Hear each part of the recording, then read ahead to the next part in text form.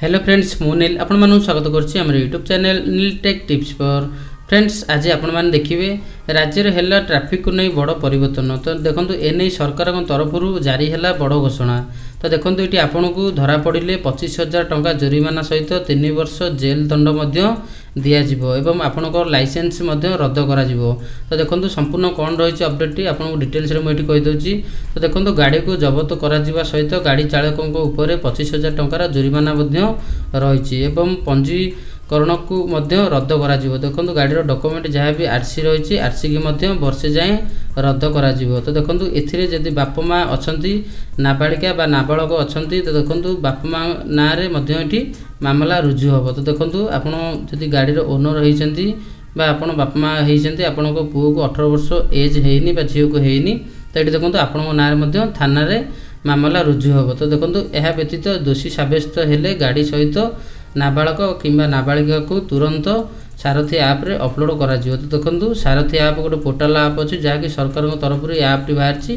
तो एथिरे तांको डॉक्यूमेंट पूरा अपलोड करा जिवो। यहा सहित 25 वर्ष बयस न हेबा पर्यंत सेमानकु कोनोसी ड्राइविंग लाइसेंस प्रदान करा जिवो नाही।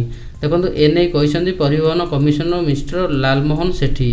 तो देखंतु जो मान सपोज तांकु हेइनी बयस से माने गाड़ी चलाउंती धरा पड़ी गले तो से 25 वर्ष हेला पर्यंत तांकु लाइसेंस कोनोसी प्राप्त करा जिवो नाही। तो देखंतु आउ कोन रहिछि अपडेट देखंतु धरा पड़ले उक्त गाड़ी रो पंजीकरण सर्टिफिकेट किंबा आरसी रद्द करा जिवो एवं 25,000 टंका जुर्माना मध्य लगा जिवो। तो देखंतु एठी एवं 18 परे मध्य से माने जदि डीएल पे अप्लाई करछंती तो तांको डीएल टी तुरंत ही रिजेक्ट हो जिवो जहा कि नेशनल इन्फॉर्मेशन सेंटर परिवहन विभाग तरफ ए नै सूचना मिली। तो देखंतु जो माने सपोज धरा पड़ले तांकर 25 हेबा पर्यंत कोनोसी डीएल तांको दिया जिवो नाही एवं से माने सपोज जदि अप्लाई करछंती तो तांकर जो सारथी ऐप रे तांकर डिटेल्स टा जो अपलोड होइतला से डायरेक्ट तांको शो करिवो। तो देखंतु एटी बहुत कठोर रहिछि। तो आपन मु कहि दउ चाहे जहा कि ट्रैफिक नियम रे हला बड़ कठोर। तो देखंतु आपण माने जदि तो आपण माने जानि रखंतु उचित नाबालिका किंबा नाबालक पई ए हला कठोर। यह थिला आज अपडेट जहा कि ट्रैफिक नियम को चेंज नहीं सरकार जहाँ भी कहिसंती मु आपन को कहिदेली। तो आशा करछु वीडियोटी आपण मानु भलो लागिथिबो।